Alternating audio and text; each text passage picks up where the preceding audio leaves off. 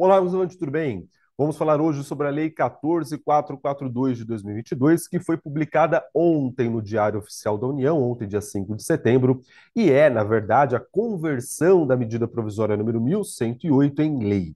Então vamos lá, a medida provisória 1108, ela foi feita para regular alguns pontos relacionados ao auxílio alimentação e também ao teletrabalho. Nesse vídeo eu vou me ater às questões do teletrabalho com você.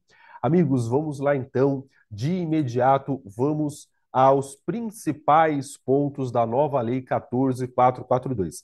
Primeira coisa, ela altera o texto do inciso 3 do artigo 62 da CLT. É importante dizer que tudo que eu vou falar aqui da Lei 14.442 já estava na medida provisória 1108 de 2022, é que agora ela foi convertida definitivamente em lei, né?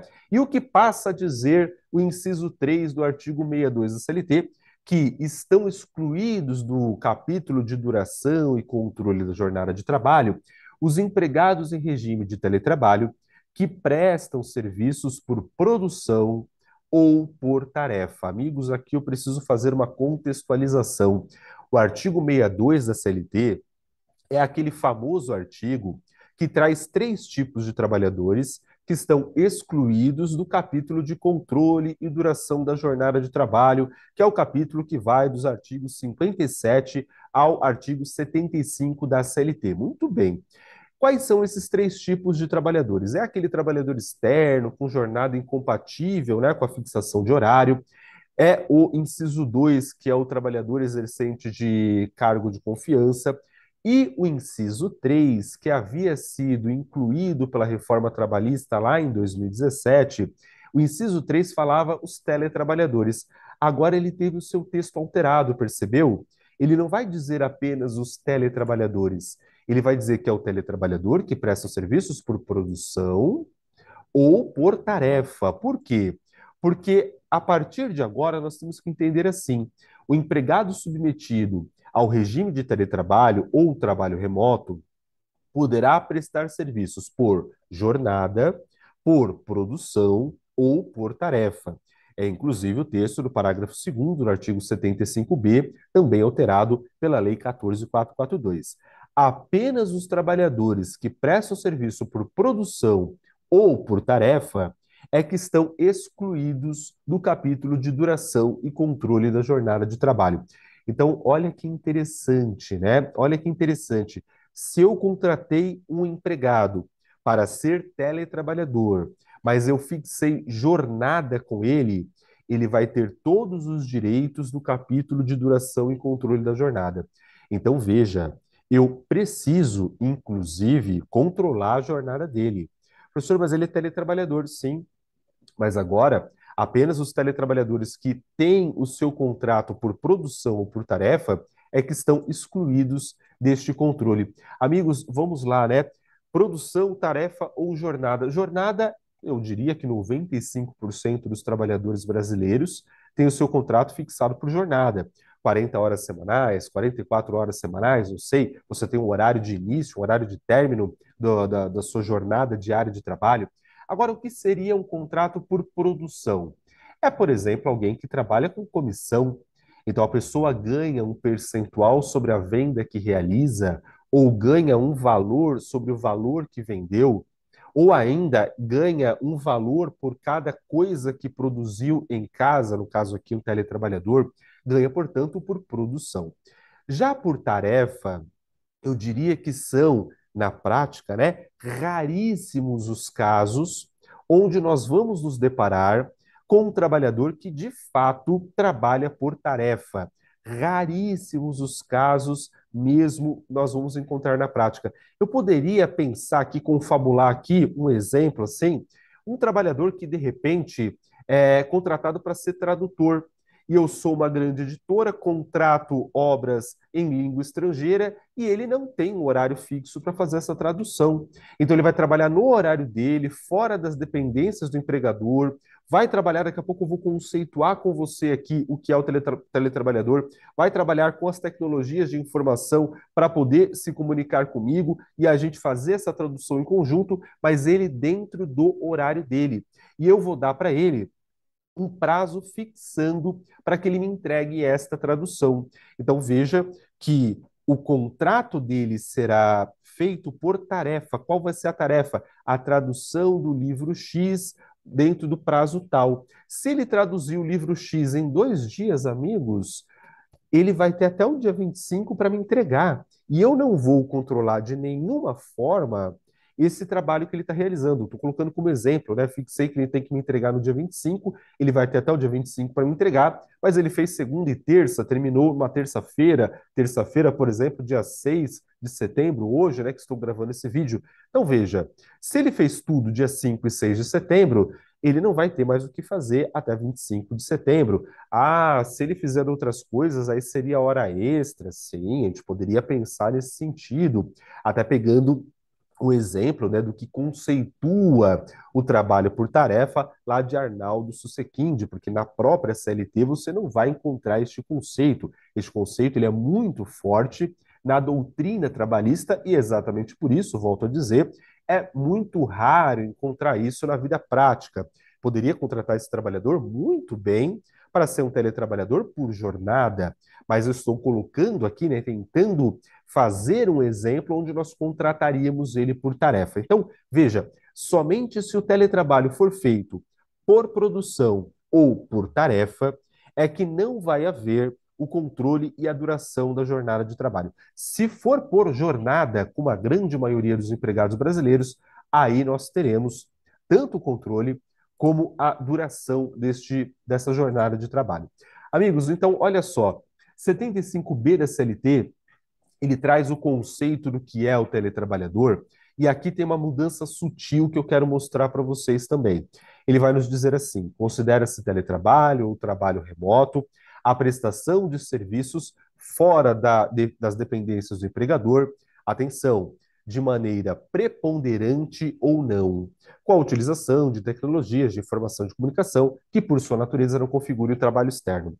E aí, também nós temos na CLT o novo texto dizendo assim, né, o comparecimento, ainda que de forma habitual, às dependências do empregador para a realização de atividades específicas que exijam a presença do empregado no estabelecimento, não descaracteriza o regime de teletrabalho ou trabalho remoto. O que que isso quer dizer? Que a partir de agora, nós temos na CLT o regime híbrido. Antes da MP 1108, só era considerado teletrabalho aquele empregado que ficava preponderantemente fora das dependências do empregador. E agora você percebeu que o 75B vai dizer que é preponderantemente ou não. Então, de repente, ele fica 3 vezes na semana fora, 2 vezes dentro. De repente, ele fica uma vez na semana no estabelecimento do empregador, o restante fora. De repente, é um número completamente diferente desse, mas ele trabalha fora. Você tem um regime híbrido. Então, nós temos agora a regulamentação do trabalho híbrido colocado na CLT. E por que que isso é importante? Porque, amigos, se for híbrido, lembra? Trabalho híbrido, parte fora, parte dentro das dependências do empregador, e eu fixar o trabalho dele por produção ou por tarefa, ele estará dentro do artigo 62 da CLT, portanto, excluído do capítulo de duração e controle da jornada de trabalho. Aí eu não controlarei o ponto dele. Rafael, se for por jornada? Se for por jornada, amigos, aí sempre haverá o controle da jornada, tudo bem? Professor, ele é híbrido por jornada. Quando ele vem na empresa, ele pode bater o ponto fixo lá, o REP-C? Pode. E quando ele está em casa, ele pode bater de repente o REP-P, o REP-A alternativo, um ponto mobile? Pode, porque ele é por jornada e você precisa controlar a jornada dele. Tudo bem aqui, né? Tranquilidade. Então vamos lá para a gente continuar vendo os principais pontos aí da nova lei.